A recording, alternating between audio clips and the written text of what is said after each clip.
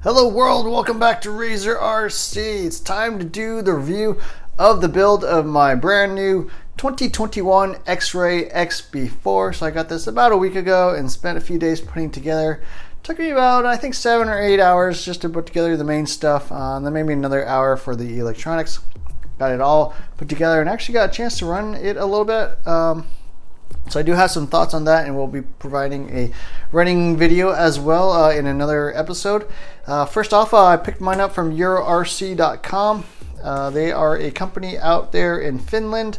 Definitely worth checking them out. There's a 5% coupon down below in the description. Definitely motor and Ace Redline 6000 milliamp hour battery. Also got a little fan here, a WTF fan I picked up mounted to a Rudog. I think it's a YZ4 SF fan mount. So it does not have a fan mount out of the box, so I just kind of add that nice aluminum piece that mounts perfectly.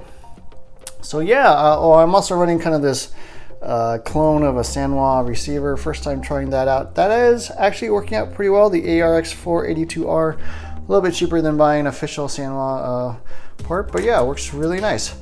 Tire wise, I was testing different tires. Am pretty much running Schumacher Cactus Fusion tires up front and the Cactus rear, so those are working really well. So yeah, this is the carpet edition vehicle. They do make a dirt vehicle as well, you can check out if you're interested in that. So yeah, overall kit was fantastic.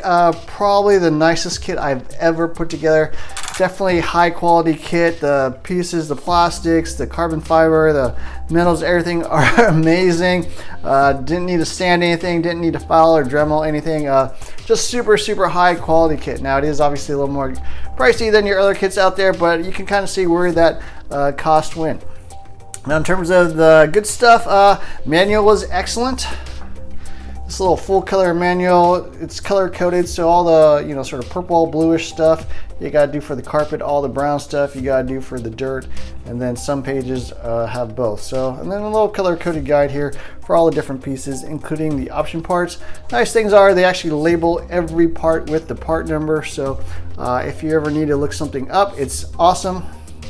Only one real issue I found, which was that the manual says that there's a 14mm screw and a 12mm screw for these kingpins here into the spindles. Mine just came with two 12mm screws, so I'm not sure if that was a mistake in the manual or a mistake in the screws, but I think two 12mm screws is fine. Doesn't really hurt anything. Most other kits actually use the same screw, so not a big deal. Other things I would have liked to have seen is like some sort of setup sheet with the kit setup. It's got a blank setup sheet, but yeah, nothing really to refer to find out what the kit setup actually is, so that would have been nice to include. You basically just kind of have to look back through the manual to the particular page to find the actual kit setup if you ever need to look at that again. Downsides to the kit. First off, a lot of parts on parts trees, including like these shock pistons. So like the shock pistons, shock internals are not machined, they're molded pistons, molded pieces, so you will definitely need some flush cutters. There's also E-clips in the shocks, so the shocks, they're okay. They actually work pretty well on the track, but for the amount you pay, you kind of expect a little bit more. And yeah, that's pretty much it in terms of downsides. Just put together super nice. I think it's a fairly easy kit to put together as well. The order of the steps are a little bit different than some other kits, like the turnbuckles kind of get put together as you work on that particular part of the vehicle. But yeah, most other kits actually put like all the turnbuckles together at the same time, for example. Things I have in terms of tips wise, they do say to mount like these turnbuckles with that little knob to the outside. You do need to do that, especially here on all the camber links, because otherwise they can tend to actually interfere with the drive shafts. I like to mount all mine the same direction, but you really can't do that with this, otherwise you lose a little clearance on those sway bars, for example.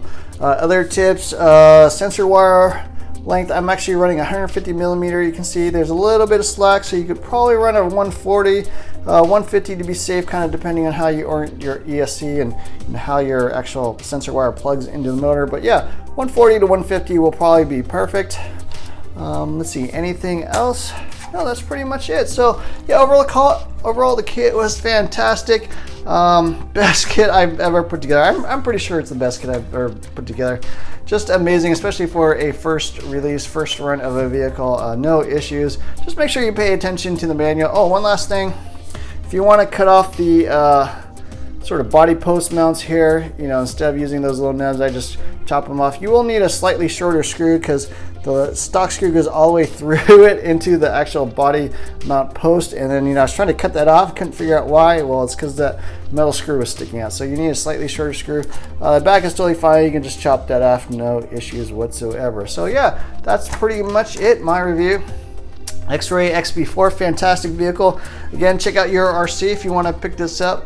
I think it's well worth checking them out and finding out what their price is. And that's pretty much it. So definitely hit the like, share, subscribe button. Look for more videos soon. Thanks for watching.